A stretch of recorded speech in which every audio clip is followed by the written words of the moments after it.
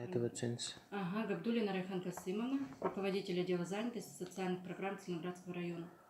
Айтыңызшы, бізге сол құжаттарды, мемлекеттік мөрлері басылған печаттар мен құжаттардың мусорда жатқанына қандай пікір айтасыз?